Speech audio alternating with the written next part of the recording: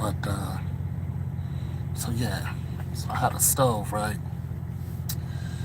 And little backstory on the stove. You guys know that I go, junking. So, I ride around town, look for, metal, take it up to, the junkyard, get about $50, head back out and do the same thing. You can do pretty good. There's guys who are doing real good with that. But, you know, I, well, and so this dude pulled up and he had,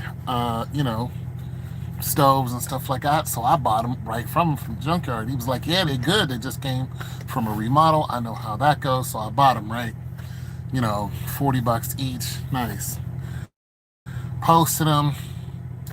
So I sold one today, right? So when I sold it to this guy who lives an hour plus out of town. So he lives in rural Ohio. Uh, you know, in places where just black people don't live, just to be truthful. So anyway, he drives an hour and a half, blah blah blah. He's a 6 foot, he's got to be 6'6", big guy, like 60 years old. So he's talking to me, while I'm getting the stove ready and telling him whatever, because I had plugged it in before and it showed an error code, and I said, listen, it shows an error code because it's not, there's no gas coming through it. I said, just hit clear. And he said, yeah, I'm not worried about that. But I like to tell people, what's going to happen when they plug it in, get them hooked up right. So I'm still iffy about if this works correctly. So I gave him a warranty. I said, listen, you have a 15-day warranty. If it doesn't work correctly, bring it back. I'll give you your money back. So, I stand by that warranty because that brings the customers back. Anyways, long story short. So every now and then he would just start telling me random stories, just start talking about, his health and stuff like that. And I'm just like, okay, whatever. And then as I, was pretty much had the stove ready because, we had to put it on his truck. I had to help him load it. You know, he's, he said, my back was towards him and he was standing by his truck. He said, yeah, something, N-word. And he said, yeah, that's what they called me. And I said, wait a minute. I turned around like, did this dude just call me the N-word?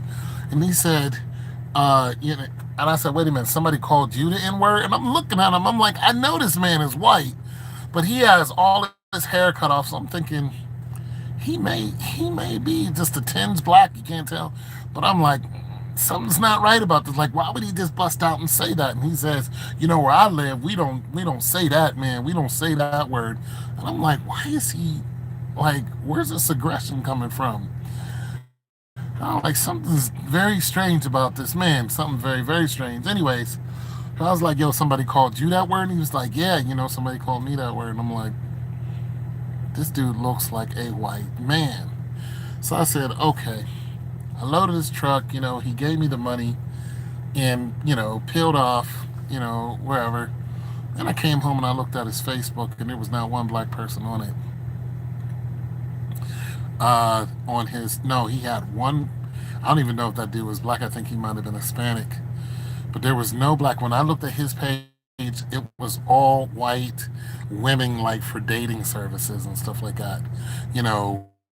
Women in other countries looking for husbands and weird stuff like that. There was hardly any regular people. There was a few couples that were regular, but most of it was just a bunch of white women that were models, and then just a bunch of rural white people, and I think one Mexican. So I was like, you don't have any black friends, and you just got to put two and two together. You called me the N word. So what I did was I blocked him right away, because I'm not having that. You're going to call it to my face like, dude, I was just like, okay, you tried to cover that up. So I blocked him, and if there is a problem with the stove, don't get in touch with me because, you shouldn't have never called me the N-word, and I know that's exactly what you did. So it's crazy out here, you guys. Be careful. People are nuts. And it's your boy Tom 202. Peace.